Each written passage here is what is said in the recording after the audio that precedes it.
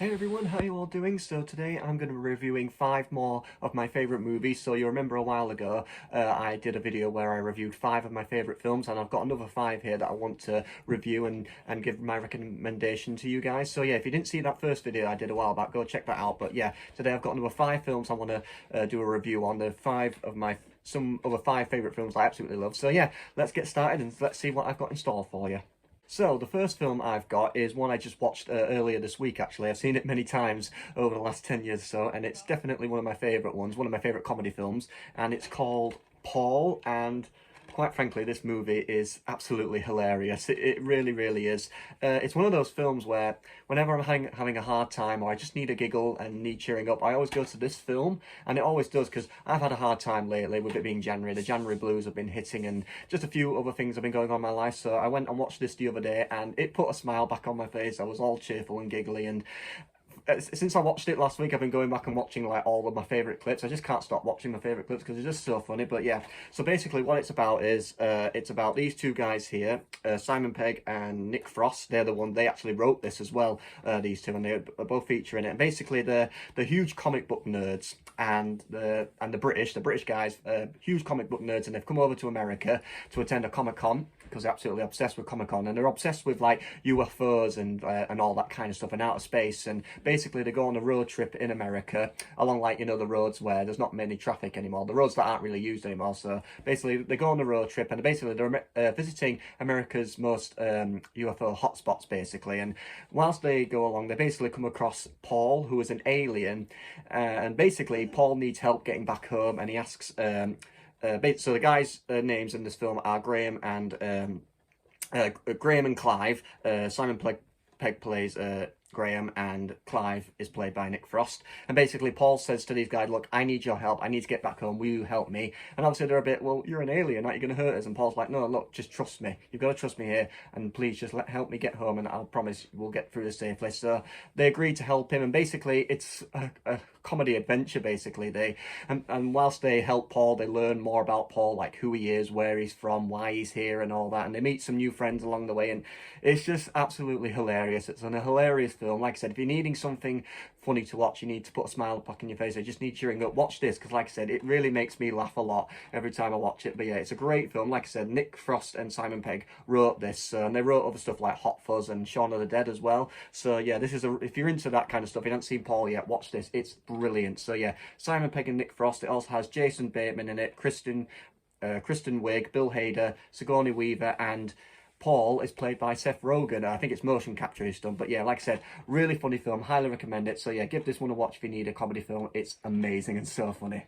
So the next film I've got is another one of my all-time favourites, and it's from Quentin Tarantino, and it's his Django Unchained. And this, quite simply, is my favourite Tarantino movie. Obviously he's done the likes of Pulp Fiction and all that, but this to me is my favourite one that he's done. And it's a western, it's a proper Tarantino western. It came out 2012, so just over 10 years, and yeah, it's a brilliant film.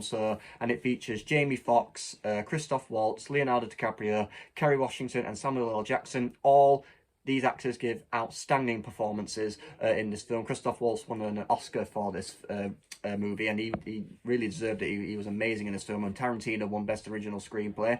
And basically what it's about is it's set in the year 1858, which was 2 years before the Civil War in America. And basically black people are enslaved. So obviously 2 years before Civil War, I think that's when Abraham Lincoln became president, and he released the slaves, but obviously he hadn't been president at that point. So basically the black people were still in slavery, and basically Django becomes basically a free man.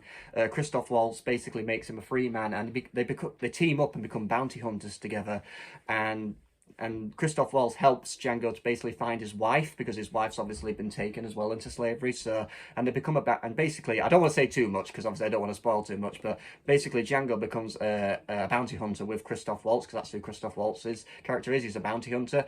And you could say there's some controversy, because white people saying, why the hell is there a black guy on a horse? Obviously they say an offensive word. I won't say it because it's racist, and I'm not going to say that because it wasn't very nice back then, but that's what they said back then, weren't they? Because unfortunately black people got a lot of racism, so yeah, back then. just had to cut there because my camera fell over. But yeah, so like I said, it was back when black people were in slavery. So because Django's a free man, all the white people are looking at him and be like, oh my God, there's a black guy on a horse. Why is he not, you know, cuffed up? Because, you know, unfortunately, that's what it was like back then. But yeah, but like I said, it's a brilliant film. Again, don't want to say too much because don't want to spoil anything for you. But yeah, it is a long film. It's about 2 hours, 45 minutes, but it's totally worth the watch. If you give it a chance to get into it, you'll find it's worth the watch because it's brilliant film. Like I said, outstanding performances from everyone involved. Tarantino really has written a really good script for this. So yeah, it's a great film. Highly recommend it if you're into Western. So yeah, this is a really good watch. So definitely check this one out.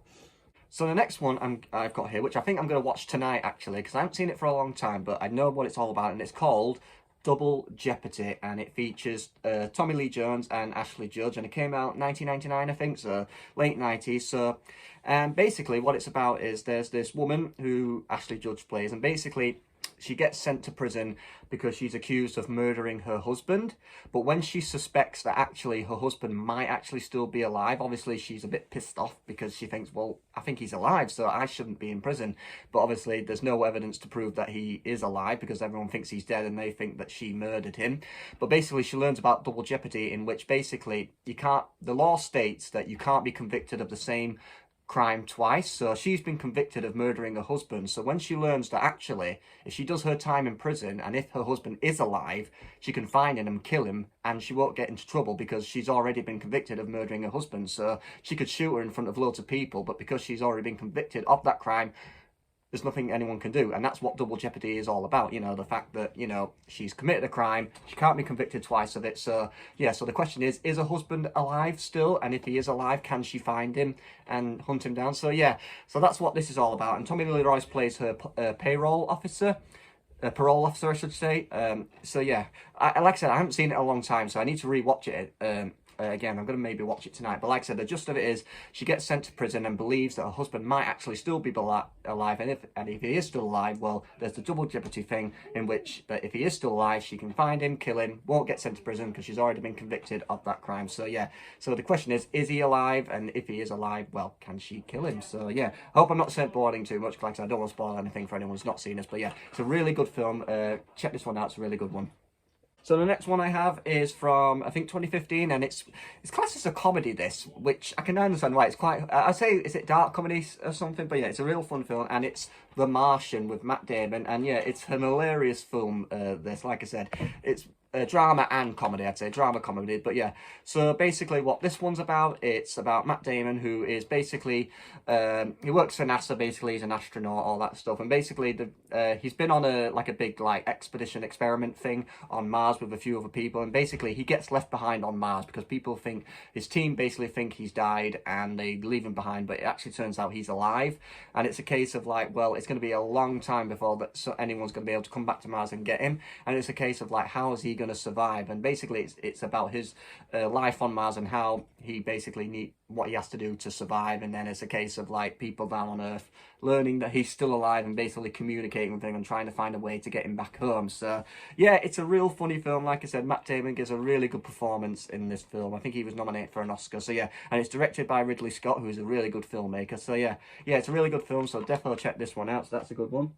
And the last film I've got for you, which is another favourite of mine, it's a biopic, and it's The Theory of Everything. And basically this film is basically about the love story between Stephen Hawking and his wife Jane. So like I said, it's a biopic, so it's about it starts off like with at their university days. I think, was it Oxford or Cambridge they went to? They went to a high university, both of them, and basically it's about the love story, like how and their marriage basically, and as well as that, it's about Stephen Hawking's theory of everything, about how when everything first began and all that. So that's what it also explores. But yeah, it's a brilliant film. It's about, and like I said, it's more into the relationship he had with his wife as well, because his wife was always there for him, especially when he had MND, because that was a big thing, and how that kind of played a part in their relationship as well. But yeah, it's a brilliant film. It features Eddie Redmayne and Felicity Jones. Eddie Redmayne is superb in this movie. He's one of my favourite actors, and I love his performance in this. He is absolutely superb. He won an Oscar for this role, and deservedly so, because he was exceptional. You know, he really researched the role. He worked with other people.